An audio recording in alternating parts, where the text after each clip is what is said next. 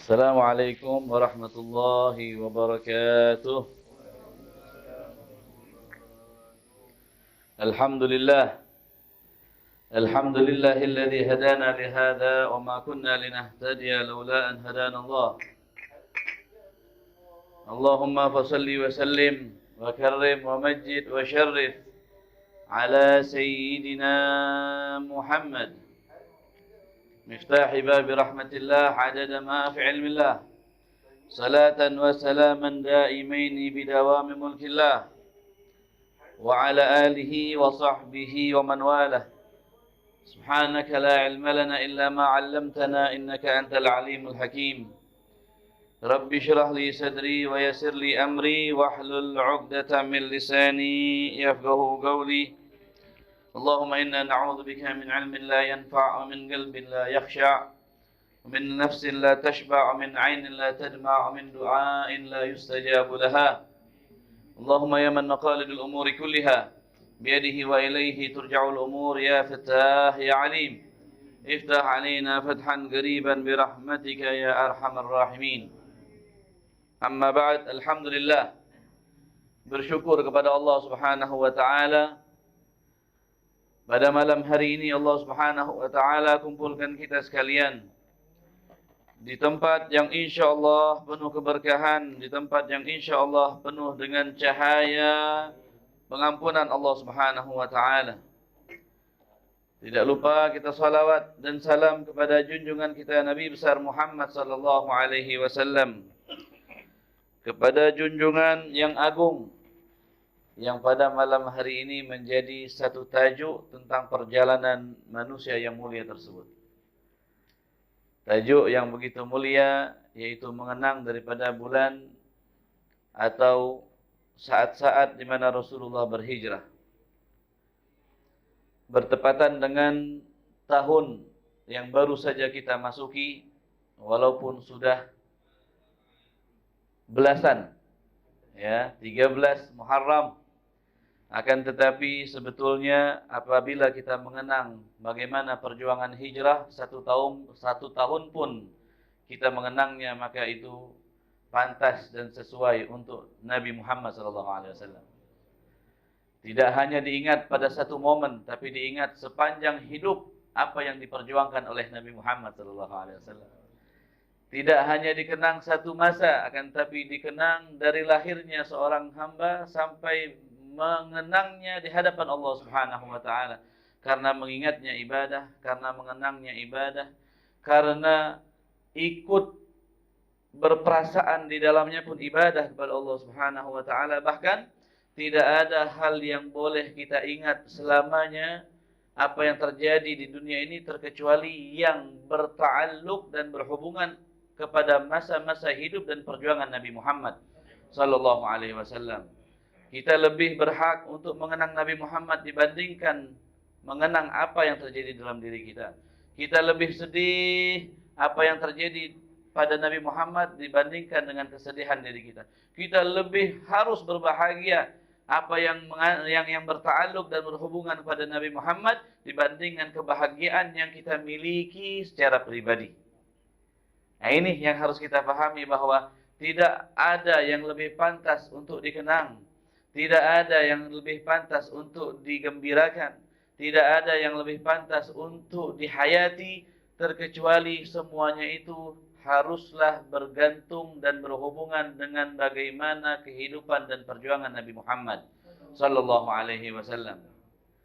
Hadirin hadirat yang dimuliakan Allah Subhanahu wa taala, mengenai tentang hijrah, Rasul sallallahu alaihi wasallam di dalam hadis Rasulullah mengatakan, andai kata bukan karena penghunimu wahai Makkah.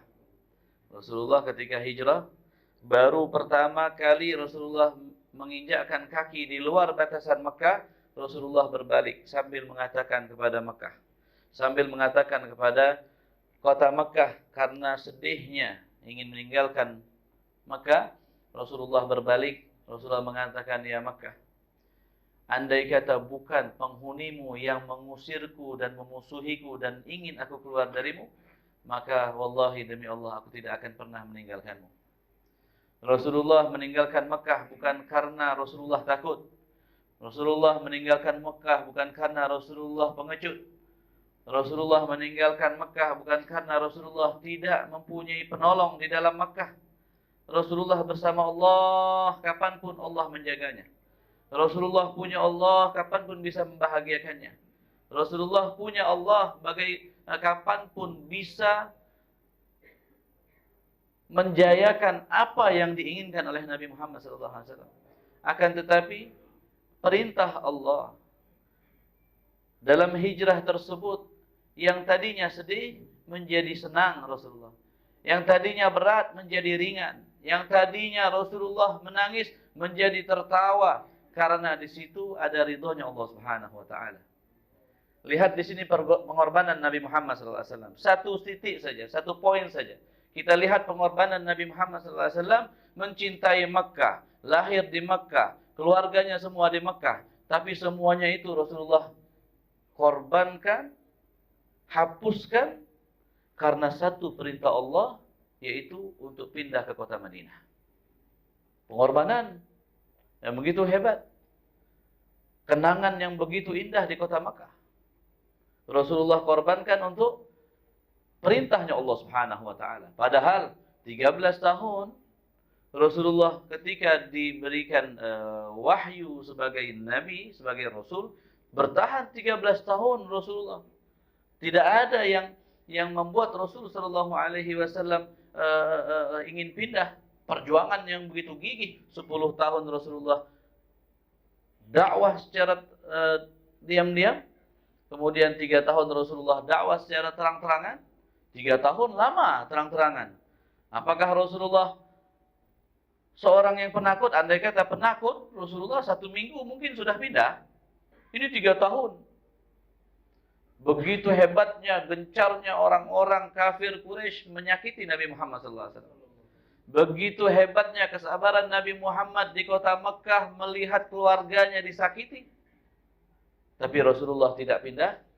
Pindahnya Nabi Muhammad semata-mata karena ingin mendapatkan cintanya Allah di dalam hijrah tersebut.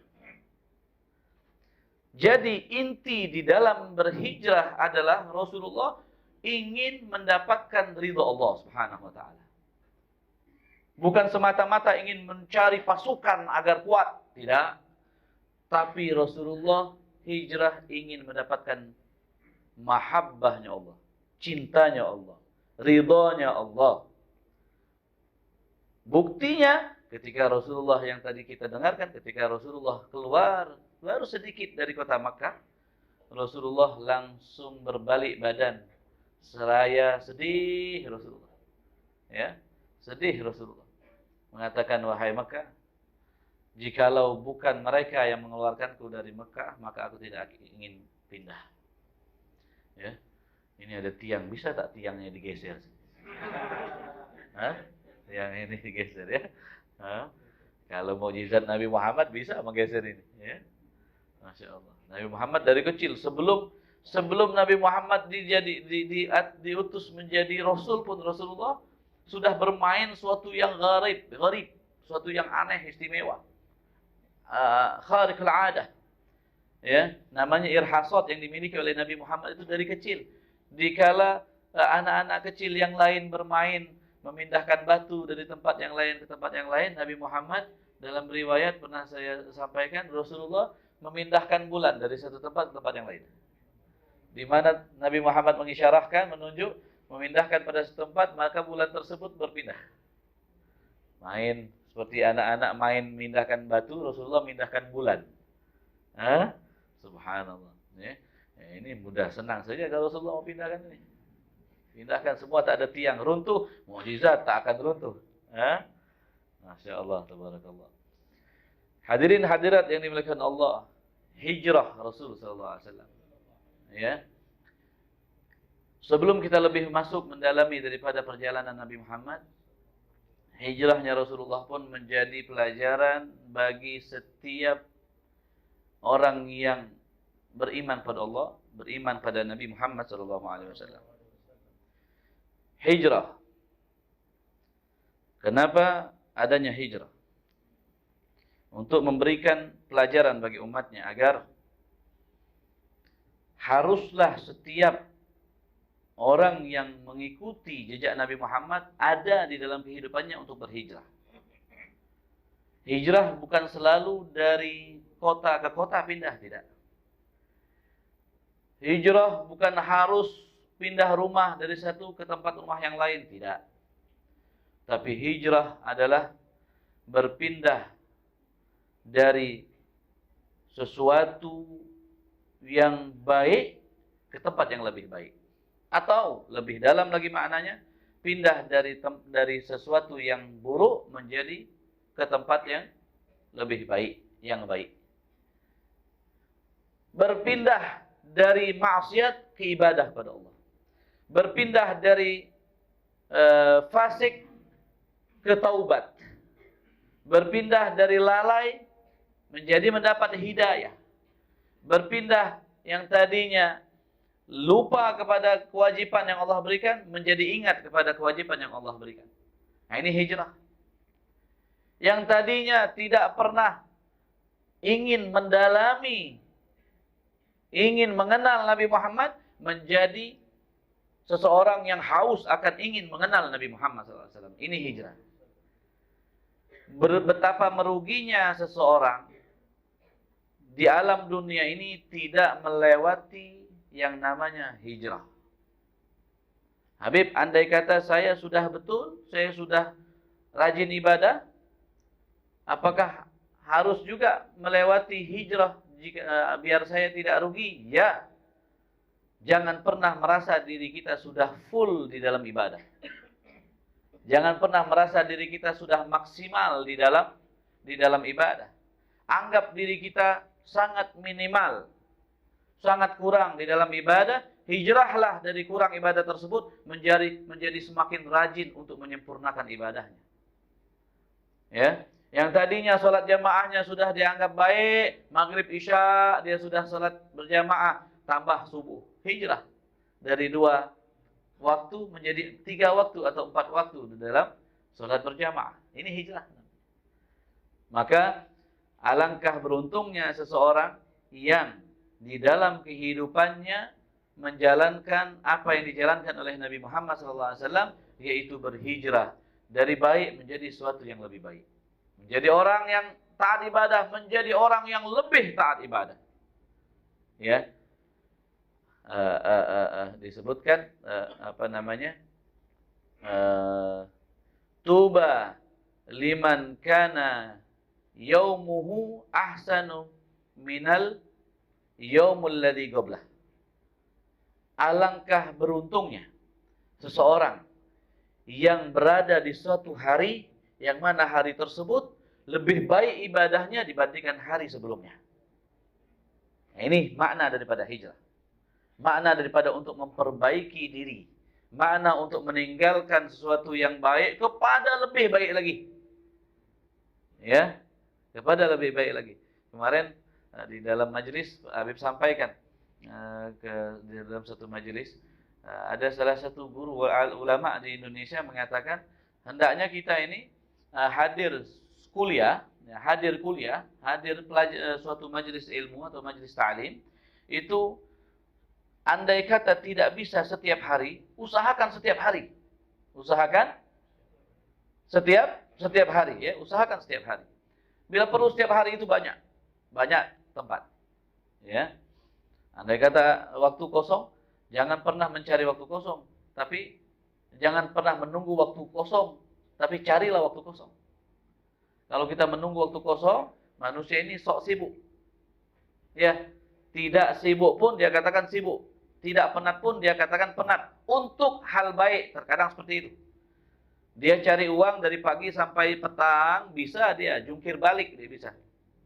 Ya, peluh dia tahan, penat dia tahan, berjam-jam dia tahan untuk mendapatkan 100 ringgit, 200 ringgit setiap harinya. Tapi kalau disuruh untuk pergi majelis ilmu, majelis zikir yang ingin mengenalkan dirinya kepada Allah Subhanahu wa taala, 1 jam, 2 jam saja dia untuk berusaha berat. Tapi dari pagi kerja sampai petang kuat dia untuk dapatkan 100-200 ringgit saja. Tapi diajak untuk kuliah maghrib sampai isya saja berat penat. Ya, tak pernah dia katakan kerja tadi dia katakan penat, tidak. Karena ada janji yang di depan mata, yaitu apa? Ringgit. Siapa cakap duit tadi? Nah, betul. Betul. Betul sekali. Ya, duit. Bukankah di dalam janji Allah, janji Nabi Muhammad di dalam majlis ta'lim itu ada duit juga yang lebih hebat duitnya daripada duit itu? Kenapa dia tidak percaya? Kenapa dia lebih mengatakan penat di 1 jam 2 jam daripada mengatakan penat di dalam 4-5 jam sampai 8 jam? Padahal di sini kita tak disuruh membawa batu, tidak disuruh membawa kayu, tidak disuruh kerja berat, hanya duduk di dalam aircon, dalam ruangan dingin, makan pun biasanya kadang-kadang disediakan, atau duduk di sini dengan tenang dapat ilmu, ya. Kenapa ini yang sering dikatakan oleh orang-orang lain? Oh, penat lah saya, tak ada waktu lah nak pergi majelis, nak pergi kuliah ni. Sangat sulit nak cari waktu. Bohong lah. Yang dia katakan saya susah nak cari waktu untuk itu. Terkadang ketika dia diajak di waktu yang sama, dia sedang duduk di rumah atau dia duduk di satu kedai, minum kopi, habiskan waktu masanya sia-sia. Sia-sia. Boleh dia bohong pada orang yang diajak bicaranya, tapi dia tidak bisa bohongi dirinya sendiri. Dia tahu dia ada waktu, tapi dia dibohongi oleh dirinya sendiri. Dia katakan penat. Dia katakan tak ada waktu. Dia katakan, nanti dah. Kalau ada waktu yang tepat, susahlah nak cari waktu yang tepat. Kita harus cari waktu yang tepat. Dalam mencari pahala, bukan menunggu bola, tapi kejar itu bola, biar jadi superstar. Betul? Betul? Perhatikanlah orang yang sukses itu, dia yang menggapai, bukan dia nunggu sukses. Dia harus penat cari kesuksesan. Tapi kalau menunggu sukses, ada 1000 orang, 1 yang sukses. Paham? Paham? Kata ulama dari Indonesia tadi mengatakan, andai kata tidak bisa hadir kuliah setiap hari, ya, maka usahakan setiap minggu 6 kali hadir kuliah. Kenapa ketawa? Setiap minggu 6 kali. Harusnya berapa kali? 7 kali. Ya. Tak bisa setiap hari, 1 minggu, usahakan 6 kali. 6 hari. Andai kata tak bisa 1 minggu 6 kali, 5 kali. Ya. Andai kata tak bisa 5 kali, 4 kali. Andai kata nggak bisa juga 4 kali, berapa kali? 3 kali. Ya. Andai kata nggak bisa 3 kali, berapa kali? 4 kali. Nah, di sini harus paham bahwa kita sudah mengalah dengan hawa nafsu nih. Kita sudah mengalah dengan bisikan syaitan. 6 kali, tak apalah. 5 kali. Mengalah kita, kurangi lagi. 5, 4. 4, 3. Jangan selalu mengalah. Kita harus gas juga. Handbrake kita pegang, kita tekan. Kita yang katakan, 3 kali saya mau kurangi 2 kali. Lah, 4 kali. Nggak bisa 3 kali, berapa kali? Andai kata nggak bisa 3 kali 1 minggu, berapa kali? 4 kali. Lawan itu setan. Jangan selalu kalah. Betul? Betul nggak nih? Kenapa lemas? Belum berperang pun sudah kalah nih. Iya. Jangan pernah katakan iya kepada ajakan setan. Jangan pernah katakan iya dengan ajakan kemalasan dari syaitan. Jangan pernah katakan iya kepada kemalasan yang diajak oleh hawa nafsu. Jangan katakan. Andai kata kalah, boleh 1-2 kali. Lepas itu kita kodok, kita kalahkan dia balik. Nah, ini orang yang mau berhijrah. Ini hikmah dari apa tajuk kita? Hijrah dari malas jadi rajin. Ya, dari malas menjadi rajin. ini yang Habib mau sampaikan, bahwa jangan pernah membohongi diri kita sendiri. Memang boleh kita bohong kepada orang yang ngajak kita, tapi diri kita tak bisa kita bohongi. Kita tahu masing-masing kita ini tak sibuk, tapi kita cakap kita sibuk. Betul? Betul tak? Sering kali ya macam itu. Diajak macam ini, sibuk lah apa. Ngantuk lah. Ayo kuliah, ngantuk. Sampai rumah dia tak tidur juga, handphone dia pegang sampai pukul 1 malam. Betul? Handphone dia pegang sampai pukul 1 malam. Dia diajak untuk antara maghrib dan isya kuliah, dia katakan ngantuk. Oh, tak payahlah, saya ngantuk. Takut ngantuk, saya tak paham juga apa yang disampaikan. Lebih baik saya istirahat, besok saya kerja lagi. Saya paksakan juga dosa. Pandai dia cakap. Saya paksakan, dosa nantinya. Allah tak memaksa untuk buat kebaikan, tak. Kalau tak mampu, tak apa, tak wajib juga. Pandai, sudah macam ustaz dia cakap. Ya, tapi ketika dia sampai rumah, oke, kalau ngantuk tidurlah, tak tidur pun. Yang dia pegang handphone atau tak ada handphone, dia tengok televisi. Atau dia call temannya, yuk mana ngopi? Oh, kopi, kita minum kopi luar. Nah, ini orang-orang yang dibohongi oleh dirinya sendiri. Inilah hikmahnya apa yang kita sampaikan, bahwa ayo hijrah. Yang tadinya sering dibohongi oleh diri sendiri, sekarang kita harus jujur dengan diri sendiri. Harus jujur dengan diri sendiri. Andai kata kita ingin jujur pada Allah, belajarlah untuk jujur pada diri sendiri dulu, baru kita akan jujur pada Allah Subhanahu wa taala. Orang yang selalu membohongi dirinya, maka Allah akan bohongi dirinya. Ya. Perantara syaitan yang membisiki dia bahwa inilah perbuatan yang baik, padahal itu perbuatan tidak baik.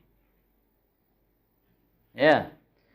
Rasul sallallahu alaihi wasallam berhijrah atas perintah Allah Subhanahu wa taala. Perjuangan bukan hanya dari Nabi Muhammad, tapi dari Sayyidina Abu Bakar As-Siddiq. Isya pukul berapa, Ustaz? 8? 4.35, 10 menit lagi. Ya. Tak cukup lah nih. Sambung bila? Masya Allah, doakan besok Habib balik. Besok subuh pulang ke Indonesia, mudah-mudahan selamat ya. Doakan. Insya Allah nanti kalau jumpa lagi bulan hadapan. Curi-curi, Ustaz harus pandai-pandai cari waktu Habib. Call, paksa orang biar bagi slot sini. Ya, tak ada pun tambah hari, tak boleh tambah hari. Ya, insya Allah kita jumpa lagi. Hijrah Rasulullah. Kita ceritakan sedikit yang ringkas. Ada faedah yang begitu besar. Apa faedah? Salah satunya hijrah itu adalah paling besar, adalah pengorbanan untuk Allah. Itu hijrah. Pengorbanan untuk Allah. Pengorbanan untuk Allah dalam artian garis bawahi bahwa yang paling berharga di dalam kehidupan ini adalah sesuatu yang kita serahkan untuk Allah, bukan untuk diri kita sendiri. Sayyidina Abu Bakar As-Siddiq radhiyallahu anhu warḍah, orang yang paling senang hidupnya di Mekah, orang yang paling kaya hidupnya di Mekah, orang yang terpandang hidupnya di Mekah. Kafir Quraisy tak berani usik Sayyidina Abu Bakar As-Siddiq. Tak berani usik. Tak berani. Walaupun dia terang-terangan saya beriman pada Nabi Muhammad. Tapi tak ada yang berani usik. Yang diusik oleh orang-orang kafir Quraisy saat itu, orang-orang yang tak punya power. Sayyidina Abu Bakar Siddiq punya power, saudagar. Ya, keluarga yang terpandang. Kaya raya. Orang yang disegani, hidupnya gembira. Tapi pengorbanan itu semua, la tahta wa la harta, dia tinggalkan untuk berhijrah bersama Nabi Muhammad SAW. Patuh, hormat, patuh, taat ketika Rasulullah mengatakan, ya Abu Bakar, as-suhbah ya Abu Bakar. Wahai Abu Bakar, engkau temani aku dalam hijrah. Kata Sayyidina Abu Bakar, ya Rasulullah, aku sudah persiapkan hijrah bersamamu. Aku sudah siapkan kendaraan yang begitu mewah. Onta yang begitu hebat, yang begitu gagah, yang begitu sehat. Begitu mahal dipersiapkan oleh Sayyidina Abu Bakar Siddiq sebelum Rasulullah kabarkan untuk hijrah. Kalau istilah zaman sekarang ini, mobil yang paling mahal, kereta yang paling mahal, mobil yang paling mahal. Ya. Alphard tak ada apa-apanya lah. Ya, apa? Lamborghini. Dia cantik tapi masuknya pun tak nyaman. Kecil, ya. Tak selesa lah kita. Ya.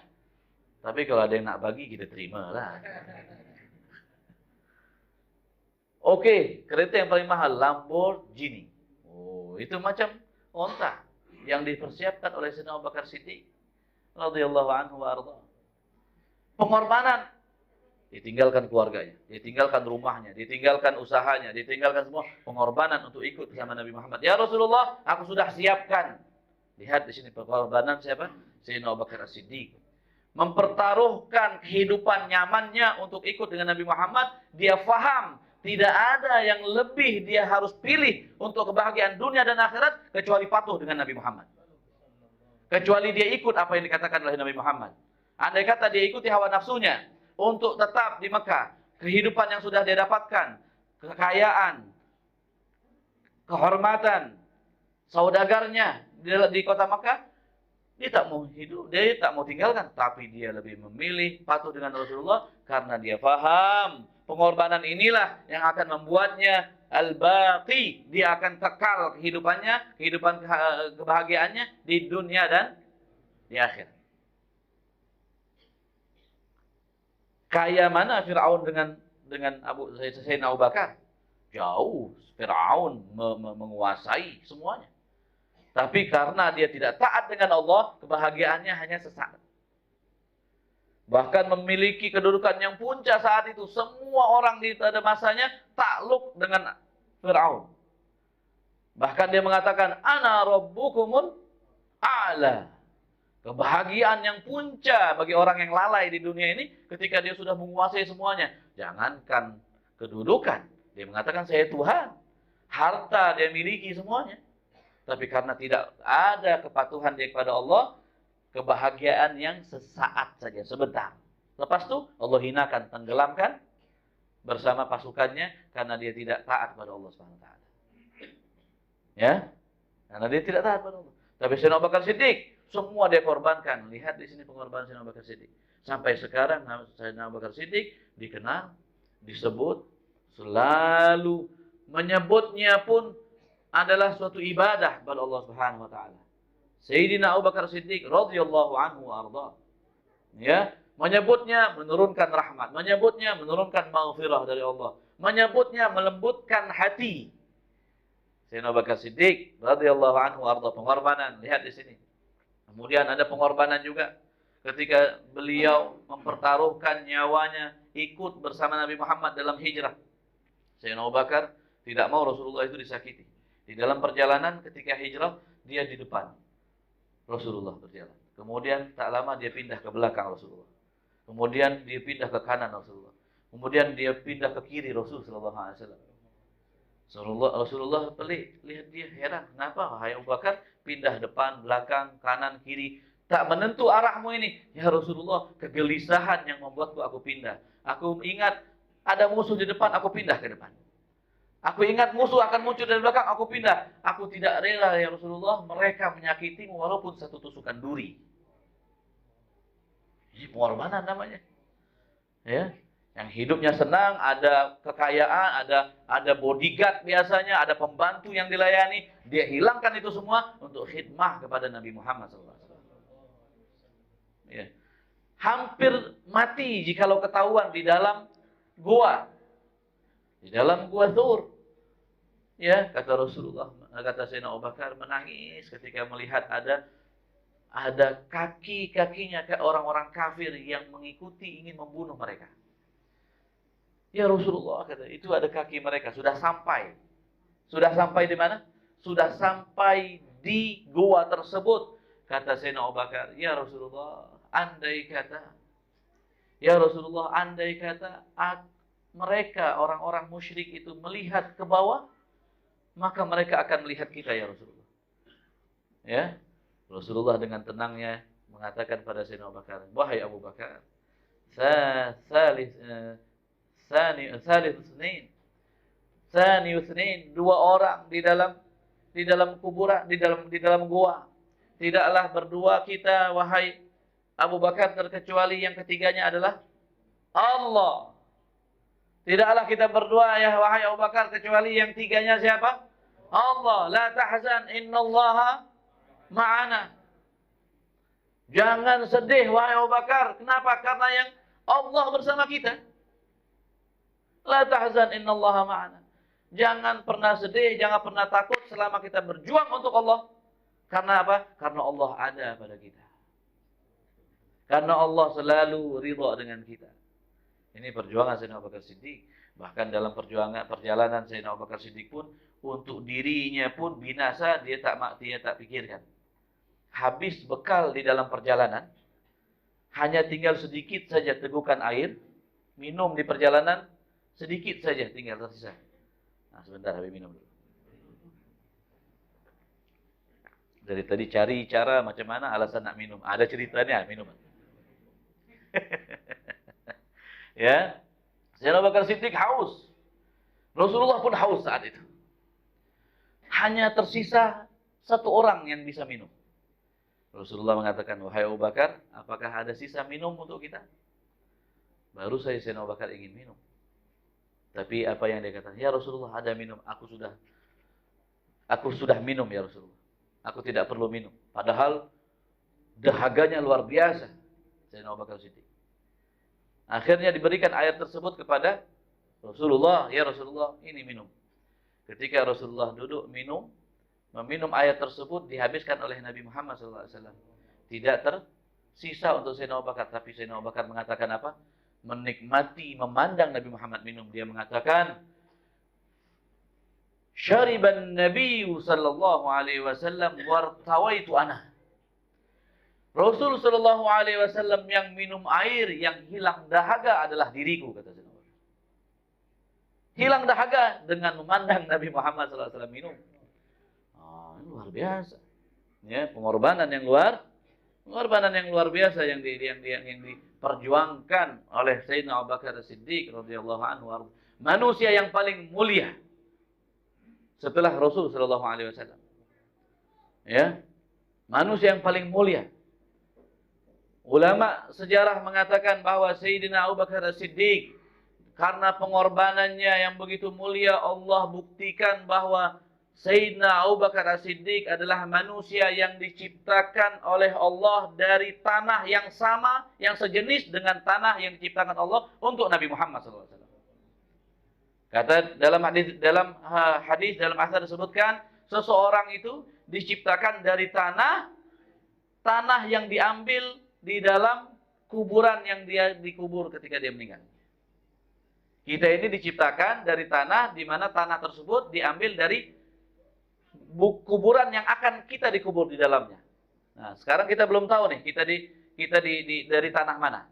Akan terbukti ketahuan ketika kita sudah meninggal. Berarti dari tanah itulah yang dikubur kita diciptakan, balik ke tanah asal. Sayyidina Abu Bakar berarti satu jenis tanahnya dengan Nabi Muhammad SAW.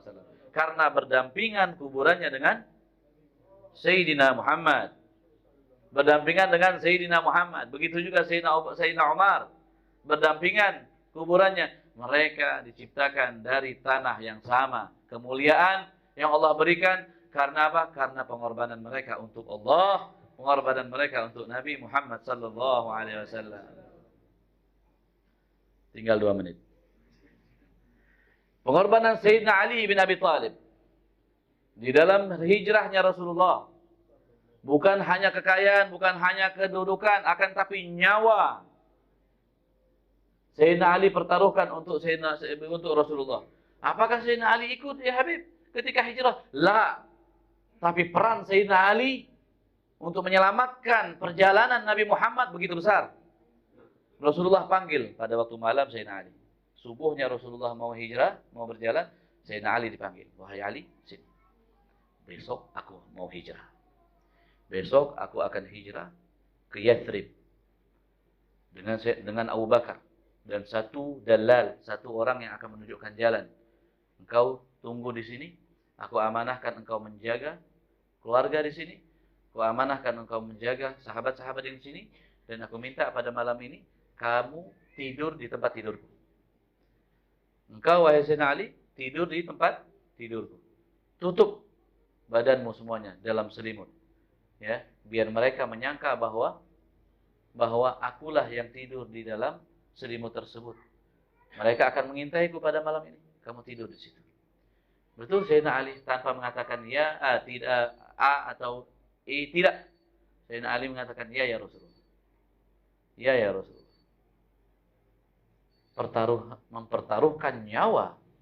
Bisa saja orang-orang kafir mendobrak pintu Rasulullah tanpa membuka selimut, mereka tusuk dengan pedang, mereka tebas dengan pedang tanpa melihat siapa yang di dalam, karena mereka sudah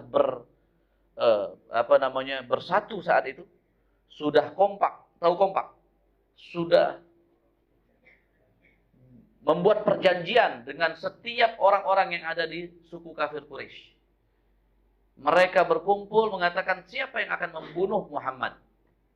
Andai kata dari satu suku, maka Bani Hashim dan Bani Muttalib ya akan menuntut dam, ya, akan menuntut atas kematian Muhammad. Oleh karenanya, agar Bani Hashim dan Bani Muttalib tidak menuntut apa-apa, kita bersatu semua suku. Dalam riwayat 12 kabilah saat itu bersatu agar tidak bisa dilawan oleh Bani Muttalib dan Bani Hashim. Mereka bersatu. Satu diambil oleh mereka untuk menjadi wakil setiap sukunya, dan mereka mengatakan kita bunuh, tumpahkan darah Muhammad, dengan bersamaan di dalam pedang kita semuanya ada darah Muhammad, biar Bani Hashim dan Muttalib tidak bisa menuntut. Ini planning manusia. Ya, ini rencana manusia, rencana Allah lebih hebat.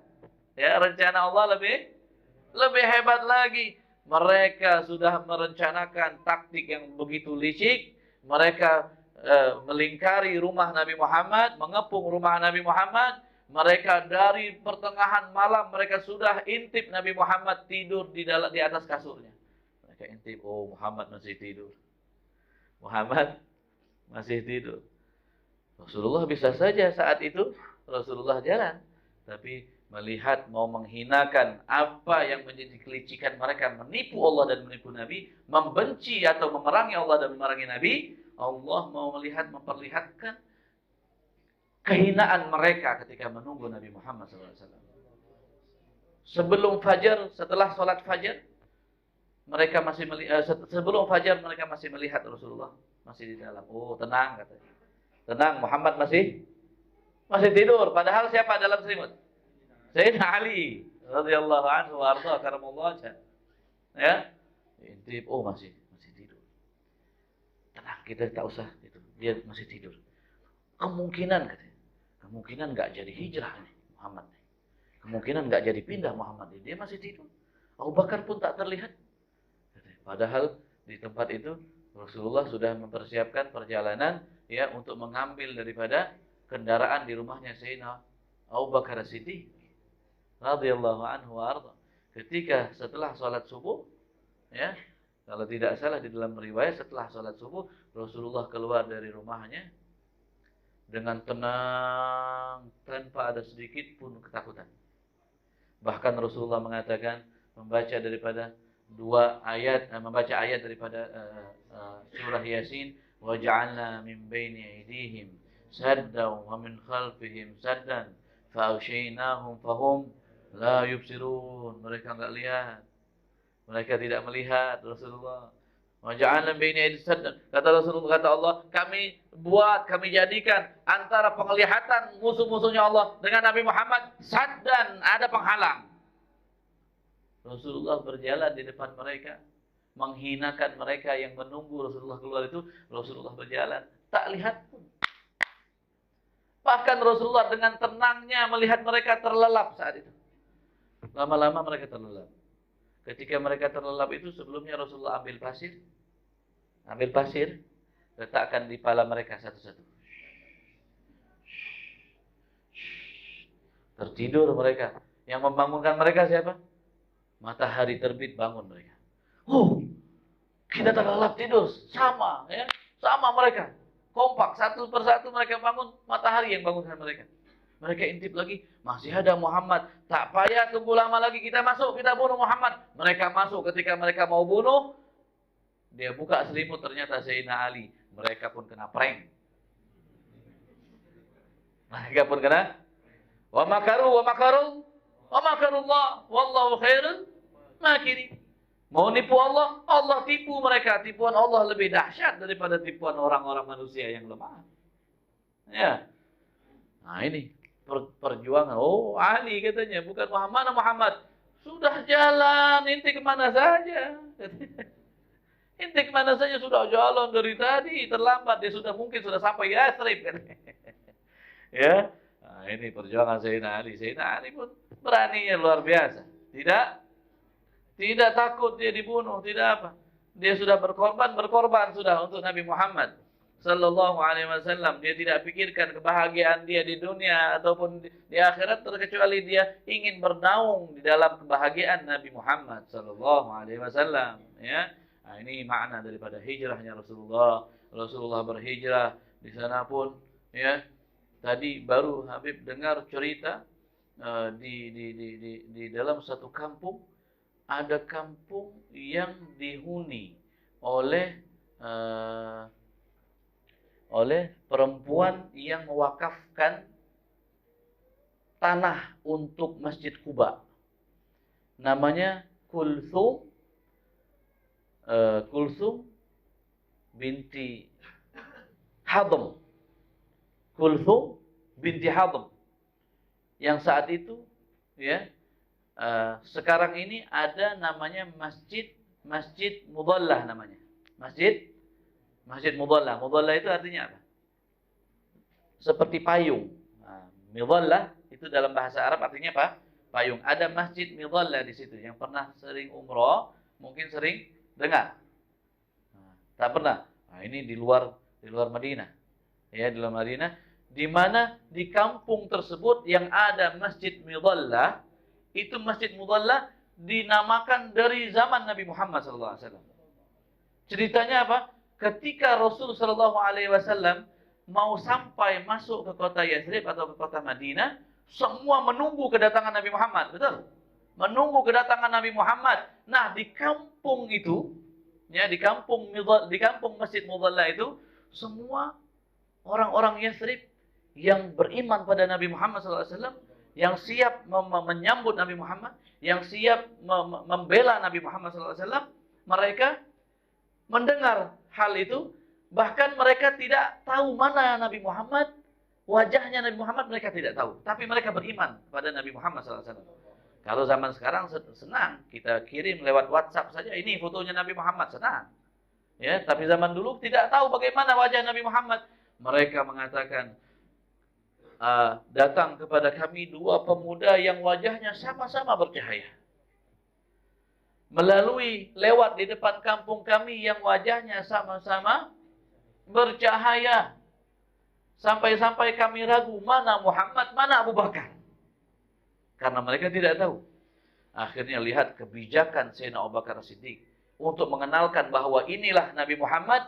Sayyidina Abu Bakar Siddiq dengan rendah hatinya, dengan pintarnya, dengan bijaknya, Sayyidina Abu Bakar Siddiq mengambil syal, dia tutupi Nabi Muhammad dari teriknya matahari, padahal Rasulullah saat itu tidak kepanasan dengan matahari. Dia ingin menunjukkan bahwa ini loh Rasulullah, bukan saya. Dia naungi Nabi Muhammad SAW. Orang-orang yang kampung tadi melihat wajah Nabi Muhammad, melihat apa yang dilakukan oleh Sayyidina Abu Bakar, baru paham, oh itu Muhammad. Mereka duduk di pinggir jalan melihat Rasulullah SAW lewat, ya, bersama Sayyidina Abu Bakar As-Siddiq. Sayyidina Rasulullah lewat dengan Sayyidina Abu Bakar, mereka duduk. Oh itu Rasulullah, oh itu Rasulullah. Lewat di kampung mereka. Nah, kampung itu yang dilewati, yang mengenalkan Sayyidina Abu Bakar dengan berkat Mudallahnya, berkat payungnya itu, dibangun di situ Masjid Mudallah. Ada di kampung situ. Ya. Bahkan dari kampung situlah seseorang perempuan, mewakafkan kepada Nabi Muhammad satu tanah. Ya Rasulullah, terserah engkau mau buat apa. Ini tanah aku berikan wakaf kepadamu. Ya, aku berikan hadiah. Disitulah tanah itulah yang dibangun oleh Nabi Muhammad, Masjid Quba. Ya, Masjid Quba. Asyik cerita Nabi Muhammad ini ya. Tidak ada habisnya cerita Rasulullah SAW. Ya, Rasulullah sampai kota Madinah, tala'al badru alaina, ya, hijrah yang begitu panjang. Lihat pintarnya Rasulullah di dalam. Udah habis kan? 10 menit sudah lewat. 5 menit lagi, terakhir. Tapi mau katakan bahwa begitu cerdasnya Rasulullah. Begitu cerdasnya Rasulullah di dalam hijrah. Rasulullah atur detailnya, per detiknya, per langkahnya, agar Rasulullah tidak diketahui jejaknya Nabi Muhammad. Rasulullah sudah hitung semua keadaan di sekitar antara Mekah dan Madinah. Ya, Rasulullah sudah selidiki. Rasulullah sudah selidiki, sudah hitung. Kalau pagi, ya, kalau pagi keluarlah pengembala kambing. Kalau pagi keluar pengembala kambing membawa kambing-kambing mereka. Ya, kata Rasulullah, wahai Abu Bakar, kita berjalan sebelum terbitnya matahari sekian derajat, karena ketika sekian derajat maka orang-orang yang mengembala kambing keluar dari rumahnya untuk mengembala kambing. Kita keluar sebelum mereka agar jejak kaki mereka, jejak kaki kita dihapus oleh kambing-kambing yang lewat. Lihat berapa derajatnya matahari Rasulullah itu.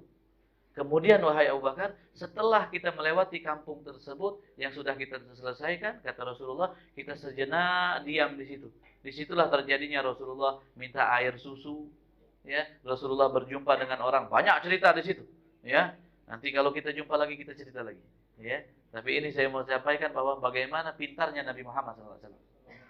Kata Rasulullah, kita berhenti sejenak di kota ini, di kampung ini, agar apa? Agar jejak kita tidak tercium. Kita berhenti sejenak. Tunggu matahari tergelincir sedikit, hampir masuk asar, kita cepat-cepat jalan, sebelum maghrib kita sudah sampai di tempat itu, agar jejak kaki kita pun dihapus oleh kambing-kambing yang mau pulang ke kandang. Oh, hebat. Ya, sampainya kita sebelum maghrib pun kita berjalan di tempat, di daerah yang banyak angin. Kambing sudah pulang semua. Rasulullah cari untuk menghapuskan jejaknya Rasulullah dengan Sayyidina Abu Bakar, yaitu jejak ontanya itu dihapuskan oleh angin. Rasulullah cari tempat yang banyak angin saat itu lewat. Ajib. Lebih handal, lebih hebat daripada detektif.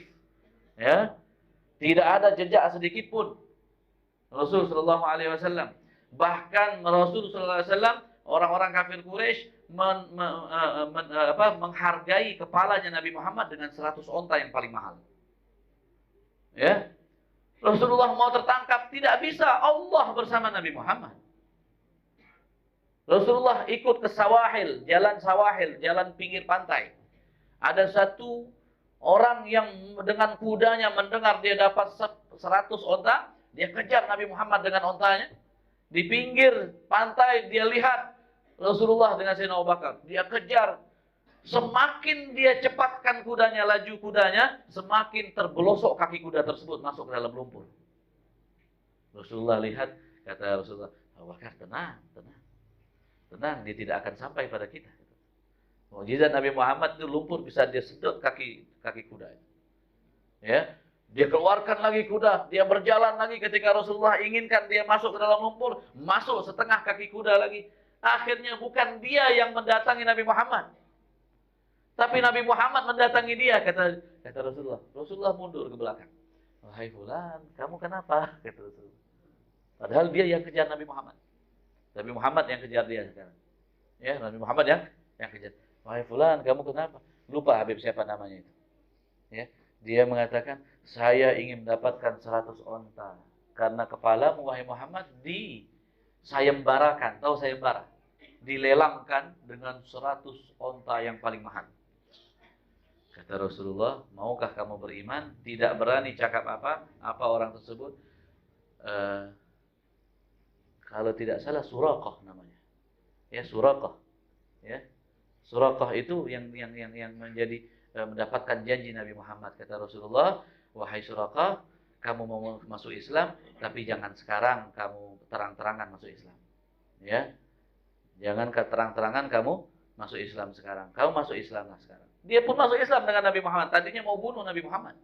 Akhirnya dia masuk Islam. Kata Rasulullah, wahai Suraka, nanti ketemu aku, jumpa aku di satu peperangan, kalau tidak salah di Khaybar. Ya, kau tidak salah di Khaybar. Nanti jumpai aku di Khaybar, maka aku akan hadiahkan kamu ya satu gelang emas yang mewah dari kerajaan tersebut. Rasulullah tak tahu padahal akan berperang dengan Khaybar, apa yang ada di dalam Khaybar, emas bentuk apa, tapi kata, wahai Suraka, jumpai aku nanti dalam peperangan itu, kita berhasil ghanimah, aku akan berikan kamu gelang yang bisa kamu pakai di sini, emas. Dia pulang, dia pun tak jadi mau bunuh Nabi Muhammad SAW. Dapat hidayah. Ketika peperangan tersebut terjadi, dia pun di belakang Rasulullah. Dia mengatakan, ya Rasulullah, mana janjimu? Ya Rasulullah, mana janjimu? Kamu akan pakaikan aku gelang emas dari peperangan ini. Kata Rasulullah, ini janjiku ya. Wahai Suraka, dipakaikan oleh Nabi Muhammad SAW. Ya, Masya Allah. Ya, akhir hijrah. Ini perjuangan para sahabat, perjuangan Nabi Muhammad, hijrahnya Rasulullah. Ingin bersama Nabi Muhammad? Ayo, sama-sama kita hijrah. Sama-sama kita hijrah dari malas jadi rajin. Ya. Tadinya akhlak kita kurang baik dengan orang rumah kita hijrah lebih baik lagi. Ya. Tadinya kurang khidmat, kurang membantu. Ayo perbaiki diri kita untuk berkhidmat. Ya. Berkorban untuk orang-orang di sekitar kita, berkorban untuk orang-orang yang di jalan Allah Subhanahu wa taala, berkorban untuk anak kita, untuk istri kita, untuk suami kita. Ya. Disitulah kemenangan yang abadi. Ya. Nah, kemarin di dalam majelis 10 Muharram, satu kalimat yang sangat indah keluar dari lisan seorang ustadz sepuh di sini, Ustadz Mustafa. Ustadz Mustafa mengatakan, Ustadz Mustafa bin Rais, Mbah Habib ingat, beliau mengatakan apa? Tidak ada kemenangan yang hakiki terkecuali kemenangan tersebut adalah mengikuti sunnah-sunnah Nabi Muhammad SAW. Kemenangan yang paling hakiki adalah kemenangan seseorang berhasil di dalam mengikuti sunnah-sunnah Nabi Muhammad, mengikuti jejak langkah Rasulullah Sallallahu Alaihi Wasallam. Wallahu alam bissawab. Mudah-mudahan apa yang kita dengar, ya, insya Allah bermanfaat untuk kita, untuk keluarga kita. Setidaknya dengan perjumpaan ini, ya, kita menyambung silaturahmi. Alhamdulillah, 9 tahun Habib di Melaka ini hampir. Dari 2013, ya, baru kali ini masuk masjid ini atau surau ini, ya. Ini kehendak Allah. Ini adalah sudah menjadi garis yang ditakdirkan oleh Allah Subhanahu wa taala. Ya, wajah-wajah baru yang terlihat, mudah-mudahan yang tua-tua panjang umur semuanya. Amin ya rabbal alamin. Andai kata tahun 2013 Habib masuk, mungkin yang putih-putih masih hitam waktu itu. Rambutnya yang putih-putih masih hitam ya. Nah, tapi jumpa waktu itu hitam tak jumpa, putih jumpa. Alhamdulillah. Ya. Mudah-mudahan panjang umur semuanya. Amin ya rabbal alamin. Hadza minni wa lakum minkum. Allahumma ja'al jam'ana hadza jam'an marhuma wa tafarraqana min ba'dihi tafarruqan ma'suma wa la taj'al minna wa la 'alaina shaqiyan wa la mahruma.